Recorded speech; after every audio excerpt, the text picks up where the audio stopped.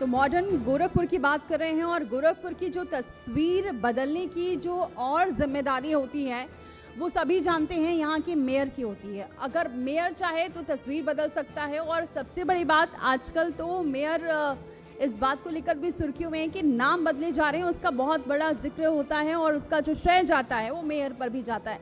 और गोरखपुर की अगर बात करें तो यहाँ तो ट्रिपल इंजन की सरकार कह सकते हैं, क्योंकि मेयर जो हैं वो भी बीजेपी से हैं। मैं उनको आमंत्रित करना चाहूँगी मंच पर। मंगेश कुमार जी, मैं आपको आमंत्रित करूँगी और मैं जी उत्तर प्रदेश उत्तराखंड के एडिटर अमीश चंद्रा जी को भी आमंत्रित करूँगी कि उनका स्वागत करें और तालियों के साथ उनका स्वागत किया जाए।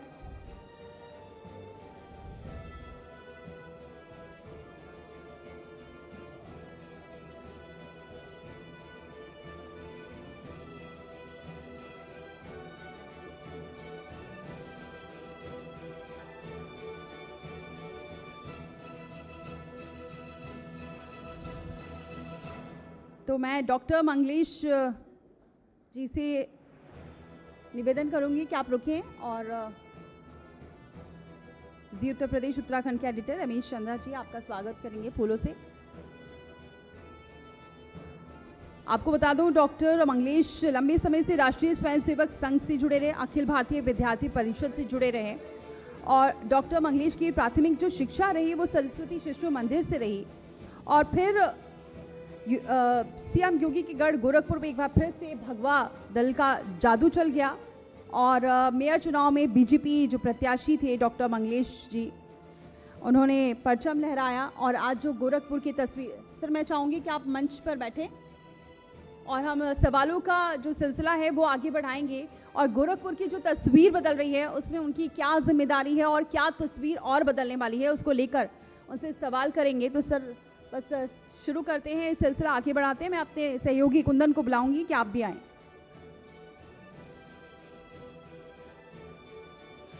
तो आपको बताएं कि क्योंकि वादा किया था, क्योंकि यहाँ पर बहुत गड्ढे थे, बहुत सारी सीवर की प्रॉब्लम थी, कचरे की प्रॉब्लम थी, ट्रैफिक की प्रॉब्लम थी, ये सब कुछ अब धीरे धीरे बदलती हुई नजर आ रही है क्योंकि इसी से जो शहर है वो विकसित होता है।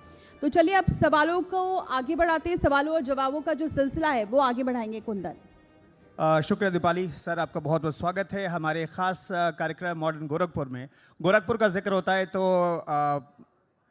मुख्यमंत्री योगी आदित्यनाथ का जिक्र होता है और गोरखनाथ पीठ का जिक्र होता है और गोरखपुर के विकास की बात होती है तो मेयर आपका भी जिक्र होता है। लेकिन आप बहुत लो प्रोफाइल रहते हैं, मैं देखता हूं कि न्यूज़ में आप जनरली दिखते नहीं हैं, बहुत ज़्यादा आपकी खबरें छपती नहीं, लेकिन आप साइलेंट होकर के काम करते रहते हैं। ये गोरखपुर का जो विकास की जो प्लानिंग है इसके बारे में सर बताइए प्लीज, माइक लीजिएगा। जैसा आपने पहले ही बताया कि गोरखपुर जो है हमारे मुख्यमंत्री माननीय योगी आदित्यनाथ जी की कर्म भूमि है और इसके विकास के लिए वो सतत प्रयत्नशील हैं, जिसका नतीजा आपको आज गोरखपुर दिख रहा है। गोरखपुर में एक आपको अत्यंत, अगर कई साल बाद आप आएंगे तो आप पहचान नहीं पाएंगे कि ये शहर वही शहर है। तो निश्चित तौर से मुख्यमंत्री जी की प्रेरणा से हम लोग उसमें लगे हुए हैं और कोशिश करते हैं कि जो है शहर बेहतर हो और एक अच्छी श्रेणी में आकर खड़ा हो, ये अपनी इच्छा है। ये गोरखपुर इतना मॉडर्न हुआ है क्या कि यहाँ पर निवेश भी बहुत हमने देखा कि निवेश भी ज़बरदस्त तरीके से हो रहा है। सिर्फ विकास नहीं, सड़कें नहीं बन रही हैं, झीलों का विकास नहीं हो रहा है, लाइट्स नहीं सिर्फ लग रही है, ऐसा नहीं है, यहाँ पर निवेश भी बहुत हो रहा है। तो क्या ये मॉडर्न गोरखपुर जो पश्चिम के जो शहर हैं उसे टक्कर देने की स्थिति में आ गया है? आपके शब्दों में जानना चाहूँगा। निश्चित तौर से आप कहीं भी विकास देखेंगे, अगर जो है सड़कों का विकास होता है, अगर आपको ये लगता है कि ये शहर एक सेफ सिटी है तो निश्चित तौर से वहाँ पर निवेश होता है। और इसी क्रम में जो है गोरखपुर में भी जो है एक बहुत तेज़ी से बदलता जा रहा है और आपने देखा होगा कि बहुत सारे बड़े बड़े इंडस्ट्रीज़ भी जो है गोरखपुर में आ गई हैं और कुछ आने के क्रम में हैं। तो निश्चित तौर से जो है ये सारी चीज़ें जो है, अगर आपका इंफ्रास्ट्रक्चर बेहतर होगा तभी जाके संभव होता है। आप कह सकते हैं कि एक होलिस्टिक डेवलपमेंट ऑफ सिटी की कल्पना की जा सकती है। केवल कोई एक विंग लेके आप किसी शहर को डेवलप नहीं मान सकते। सर मैंने कहीं सुना था कि आप ये चाहते हैं जैसे इंदौर स्वच्छ रहा है, ऐसे ही अब ये गोरखपुर की श्रेणी में, गोरखपुर भी उसी श्रेणी में आए, नंबर 1 पोजीशन पर आए, तो उसके लिए कैसे काम किया जा रहा है आगे? देखिए, हम लोगों ने कई सारे एंगल्स पे काम करने की कोशिश की है, और जब मैं आया तो जो है एक राप्ती नदी के तट पे जो है एकला बंधे पे काफ़ी बड़ा सा जो है कूड़ों का पहाड़, जो आप गाजीपुर और दिल्ली में अब देखते होंगे, जो है वो एक यहाँ पे हमें भी मिला था, और उस पे एनजीटी ने जो है एक पेनल्टी लगाई थी। तो हम लोगों ने पहले उसको, पहला काम यही लिया कि उसको एकदम साफ़ सुथरा करें और उसको समतल बना के, अब अगर इस समय आप जाएंगे तो वहाँ पर आपको जो है एक डेवलपिंग गार्डन दिखेगा। वो शहरी जो जब एक वहाँ पे हम लोग जो है एक बाग डेवलप करने का सोचा था, और वो उस क्रम में जो है छोटे छोटे पेड़ आपको देखने लगेंगे, और कुछ सालों में जो है, कुछ ही दिनों में जो है वो आपको बेस्ट एक पिकनिक स्पॉट के रूप में देखने को मिलेगा। तो इसी तरह से जो है जितनी भी, जैसे आपने कहा ना कि इंदौर, तो इंदौर क्यों है? क्योंकि हर इंदौर वासी उसमें जो है अपनी भूमिका अदा करता है। केवल अगर नगर निगम या कोई सरकार केवल चाहे कि जो है हम शहर को साफ़ सुथरा बना दें, तो ये कतई संभव नहीं है। इसमें जो है कहीं ना कहीं हमारे सभी गोरखपुर वासियों की कह लीजिए कि वो सभी उसमें सहयोग करते हैं, तब जाके ये गोरखपुर बेहतर हुआ है। और मैं समझता हूँ कि गोरखपुर वासी इस समय जो है इस हमारी बात से इत्तेफाक रखेंगे कि उनकी ये मेहनत से काफ़ी शहर साफ़ सुथरा दिखने लगा है। और इस क्रम में हमने पिछले वर्ष जो है स्वच्छता सर्वेक्षण में भी बहुत अच्छे रैंकिंग हमको मिली, 52 अंकों से उछाल करके हम सीधे 22 पे आ गए। तो निश्चित तौर से ये सब चीज़ें जो है, अब हम लोगों ने डोर टू डोर कूड़ा इकट्ठा करने का क्रम चल रहा है और काफ़ी सक्सेसफुल है, काफ़ी सभी सहयोग कर रहे हैं, तो तब जाके जो है ये शहर साफ़ सुथरा आपको दिखने लगा है। वरना मुझे याद है कि जो है, चूँकि मैं तो यहीं इसी शहर में ही जो है हमारी प्रारंभिक शिक्षा यहीं की रही है, तो इंटरमीडिएट और बीएससी हमने यहीं से किया, तो निश्चित तौर से तो हम लोग उस समय का शहर, जो लोग यहाँ बैठे हुए हैं उस समय शहर पे मतलब एक तरह से अगर आप पैदल चलना हो तो आपको संभल के चलना पड़ता था कि कहीं ऐसा ना हो कि जो है गंदगी में आपके पैर पड़ जाएं।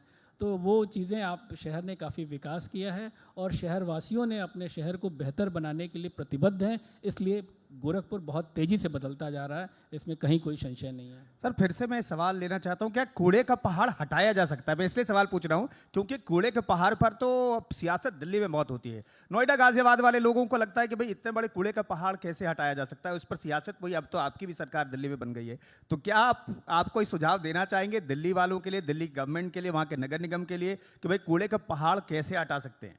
नहीं, निश्चित तौर से वो भी इस पे कार्य कर रहे होंगे, मुझे बहुत डिटेल में आइडिया नहीं है, लेकिन इसमें कूड़े का पहाड़ को बिल्कुल आप हटा सकते हैं। मैंने आपको अभी जिक्र किया कि जो है एकला बंधे पे हमारे एनजीटी ने 3 करोड़ का फाइन लगाया हुआ था गोरखपुर नगर निगम के ऊपर, और वो हटाने के बाद जो है उन्होंने उसको माफ़ किया। और आप वो मतलब एग्जाम्पल क्या देना, वो आप शहर देख सकते हैं, स्वयं जाके देख सकते हैं। तो इसलिए जो है कूड़े का पहाड़ बिल्कुल हटाया सकता है। और इस क्रम में हम लोगों ने एक बहुत बड़ा गोरखपुर का सौभाग्य है कि एनटीपीसी के साथ हमने एक करार किया है, जिसमें वो इस कूड़े से वो ग्रीन चारकोल बनाएंगे, और ग्रीन चारकोल बनाने से जो है वो अपने ऊर्जा के लिए उपयोग करेंगे, और हमारे शहर का सारा कचरा अगस्त में लगभग उनका प्लांट तैयार हो जाएगा। अभी काम शुरू हो गया है, बनना भी शुरू हो गया है, लेकिन अभी पूरी तौर से नहीं बन पाया है, तो वो एकदम बनने के प्रोसेस में है, और ये अगस्त तक हमारा वो कंप्लीट जैसे ही हो जाता है। आपको बताऊं कि जो गोरखपुर का आउटलेट करीब 350 मिलियन टन्स का है, तो यहाँ पर, और उसकी हमारी क्षमता जो है 500 टन की है। तो 500 टन होने की वजह से जो है हमारा सबसे बड़ा फ़ायदा ये होगा कि हम केवल गोरखपुर को ही नहीं, बल्कि अगल बगल के जितने भी यूएलबीज़ हैं, अर्बन बॉडीज़ हैं, उनको भी साफ़ करने की कोशिश करेंगे कि जो है सबका कूड़ा इकट्ठा करके, जिससे हमारे अगल बगल का भी वातावरण बेहतर हो। तो वो एक बहुत बड़ा हमारे लिए वो अभियान है। इसी तरह से हम लोगों ने जो है, जैसे राप्ती के लिए भी समस्या आती थी कि राप्ती में जो है हमारा वो पानी बहुत गंदा जाता था, जैसा कि आप जानते हैं कि हर जगह का, बिल्कुल हर जगह की ये जितने भी इंडस्ट्रियल सिटीज़ हैं उनकी ये प्रॉब्लम रहती है कि जो है उसमें गंदे पानी जाने की काफ़ी संभावना रहती है। उसके लिए भी हम लोग पहले जो एसटीपी लगाना चाहते थे, लेकिन मुख्यमंत्री महोदय से बात हुई तो उन्होंने कहा भाई कुछ नेचुरल प्रोसेस पे जाओ। तो नेचुरल प्रोसेस पे हम लोगों ने फाइटो रेमेडिएशन पे जो है काम किया और कई जगह जाके देखा, और फिर जो है यहाँ पर अभी हम लोगों ने उसको यहाँ पे इस्टेब्लिश किया, और उसको जो है बीच में गैम्बियंस बोल्डर्स के टुकड़ों को लगा के और उसके बीच में जो है प्लांटेशंस को करके, जो एक्वेटिक प्लांट्स हैं उनको लगा के, आप समझिए कि जो है जो 350 BOD का होता है वो जाके हमें 25 के नीचे हमें रिक्वायर्ड होता है, और we have reached up to 22। तो ये हमारे लिए गोरखपुर के लिए बहुत, मतलब इसके लिए बहुत बहुत साधुवाद है कि हम लोग कर रहे हैं। और मैं आपको ये भी बता दूं, यहाँ पर जिक्र करना बहुत आवश्यक है कि इस मॉडल को भारत सरकार ने सराहा, और अभी जो है पहली से लेके 1 अप्रैल से 4 अप्रैल तक हमारे म्यूनिसिपल कमिश्नर ने इसका प्रेजेंटेशन जर्मनी में जाके किया, और they are ready to come in the year ending of this.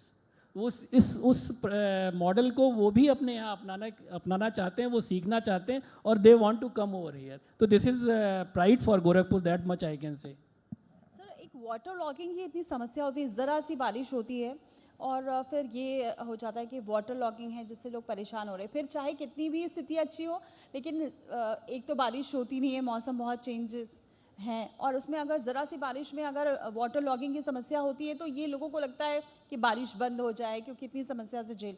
इसके लिए फिर क्या कुछ आगे की रोड मैप है? देखिए, गोरखपुर का मतलब जियोग्राफी आप इस तरह कह सकते हैं कि गोरखपुर एक कप शेप में, इसका वाटर लेवल जो वाटर बेड लेवल जो है वो आपके रिवर से नीचे है।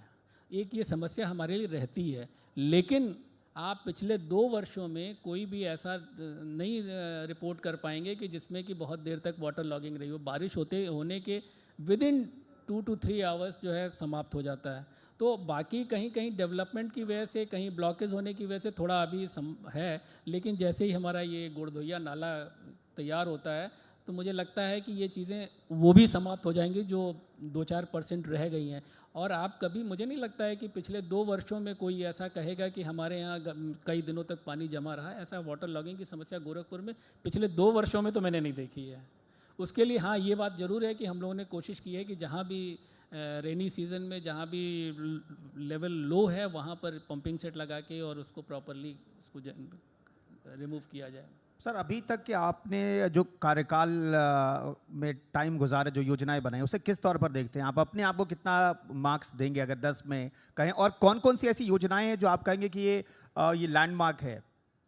सर, इसमें मैं ये भी जोड़ना चाहूँगी, क्योंकि चौराहे की बात की जा रही है, नाम चेंज किए जा रहे हैं, मोहल्ले के नाम चेंज किए जा रहे हैं, तो क्या ऐसा भी है, यहाँ पर भी ऐसा होगा? ऐसी अभी तो कोई ऐसी योजना नहीं दिखती है कि किसी के नाम चेंज करने का। और जो पहले ये में हमने देखा, कई ज़िलों में देखा, जैसे यहाँ का भी कह रहे हैं कि मोहिद्दीपुर चौराहा है। मोहिद्दीपुर चौराहा आज भी मोहिद्दीपुर चौराहे के नाम तो से ही जाना नाम जाता है। चेंज होगा, क्योंकि इसको नाम को लेकर आजकल बहुत हो रहा है, भविष्य के घर के चला आ रहा है, ये नाम इसको चेंज कर दें, ये नाम होना चाहिए, राजनीतिक विरासत के हिसाब से होना चाहिए, इतिहास के हिसाब से होना चाहिए नाम। देखिए, भविष्य के गर्त में है वैसे तो ये बात, लेकिन ये है कि जनता का जो मूड होता है, जनता का जो एक रिव्यू मिलता है, उसी हिसाब से कार्य होता है। ऐसा नहीं है कि कोई जबरदस्ती किसी के ऊपर थोप दिया जाता है। कहीं ना कहीं उसके पीछे कुछ ना कुछ लॉजिक होता है, तभी नाम चेंज किए जाते हैं। ऐसा नहीं है कि once in a blue moon ला के कोई नाम पटक दिया।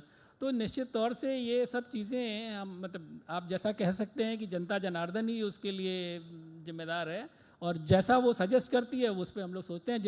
जिसके नामकरण के लिए भी हम लोग सभी से एक रिक्वेशन मांगते हैं और एक हमारी समिति उसको डिसाइड करती है। तो निश्चित तौर से नाम का। दूसरा सवाल आपका था कि जो है कैसे अपने कार्यकाल को देखते हैं, तो आप ये बड़े मुझे धर्म संकट में डाल रहे हैं, क्योंकि जो एग्जामिनी है उसी को कह रहे हैं कि एग्जामिन कर लो, तो ये बड़ा मुश्किल है। ये तो हमारे शहर में जितने यहाँ बड़े लोग बैठे हैं वो ज़्यादा बेहतर बता पाएंगे। उनसे आप पूछें तो शायद हाथ उठवा के नंबर ज़्यादा, शायद मुझे ज़्यादा नंबर मिल आगे की प्लानिंग, ठीक है, आप जल्दी से, आप ये एसेस नहीं खुद करना चाहते कि भाई आपका जो कार्यकाल अभी तक रहा कैसा है, लेकिन आगे की प्लानिंग के बारे में आप बता दें। जैसा कि अभी निश्चित तौर से आप कह रहे थे, आप लोगों ने जिक्र किया कि इंदौर से कंपैरिजन हर शहर का होता है आजकल। बिल्कुल, जब भी कोई बात आती है तो इंदौर की बात आती है, तो निश्चित तौर से हर व्यक्ति चाहता है, हर शहर चाहता है, हर जितने भी वहाँ के काम करने वाले लोग हैं उनकी भी मंशा यही रहती है कि कैसे हम बेहतर और बेस्ट पॉसिबल स्थान पर पहुँचें। इसी क्रम में मैं आपको ये भी बताऊं कि जो है जैसे अभी नेशनल क्लीन एयर प्रोग्राम के तहत जो गोरखपुर जो है भारतवर्ष का 7वां शहर है, तो ये हमारे लिए ये भी गर्व की बात है, क्योंकि आप जहाँ दिल्ली में शाम तक सांस लेना मुश्किल होता है, एज़मा के पेशेंट्स को कहते हैं, आप रिकमेंडेशन देते हैं कि साहब घर से बाहर ना निकलिए, तो ऐसे में अगर आप जो है अगर आप हिंदुस्तान के 7वें स्थान पर हैं तो ये भी हमारे लिए गर्व की बात है। और अभी हाल में ही इस चीज़ से भी प्रेरित होकर भारतवर्ष का जो है नेशनल क्लीन एयर प्रोग्राम का राष्ट्रीय सम्मेलन जो हुआ वो गोरखपुर में आयोजित था, केवल इसी वजह से कि बिकॉज हमने जो है 62% का जंप किया था। ये भारतवर्ष में सर्वाधिक जंप था। तो ये हमारे एयर वातावरण जो वायु प्रदूषण है वो भी काफ़ी कम हुआ है। तो मैं समझता हूँ कि ये इसके लिए भी गोरखपुर वासियों को बहुत बहुत बधाई और बहुत बहुत साधुवाद देता हूँ मैं। अब एक चीज़ और मैं जानना चाहता हूं कि मुख्यमंत्री चूंकि यहाँ से हैं और यहाँ पर उनका सबसे ज़्यादा ध्यान रहता है, तो क्या आप लोग भी दबाव में रहते हैं, नगर निगम दबाव में रहता है, आप लोग दबाव में रहते हैं कि उनके इच्छा मुताबिक जो है सब कुछ योजनाएं चल रही हैं कि नहीं चल रही? क्योंकि हमने देखा कि वो कभी भी सड़क पर निकल जाते हैं, लोगों से मिलते हैं और योजनाओं का वैसे मुख्यमंत्री ग्राउंड जीरो पर जाकर के वो निरीक्षण करते हैं। ऐसा नहीं है कि भाई एसी कमरे में बैठ करके वो देखते हैं, वो जाने जाते हैं ग्राउंड जीरो पर जाकर के अपनी आंखों से स्टेटस रिपोर्ट देखते हैं। बिल्कुल सही कहा आपने। और गोरखपुर के मुख्यमंत्री, वो उत्तर प्रदेश के मुख्यमंत्री को हम लोग गोरखपुर के अभिभावक के तौर पर जानते हैं। मैं आपको बताऊं कि आप किसी भी गली का अगर आप नाम लेंगे तो उनके दिमाग में पूरी पिक्चर रहती है कि यहाँ पर ये समस्या है, यहाँ ऐसे साफ बेहतर किया जा सकता है। तो निश्चित तौर से जैसे हम अपने पेरेंट्स से एक एडवाइस लेते हैं, उसमें हम लोग भी एडवाइस लेने की कोशिश करते हैं और उनको भी बताते हैं कि भाई ये चीज़ें हम करने जा रहे हैं। और जैसा मैं बताऊं कि उसमें वो बेहतरी ही करते हैं। जैसे फाइटो रेमेडिएशन की अभी हमने चर्चा की कि पानी कैसे क्लीन किया जाए नेचुरल।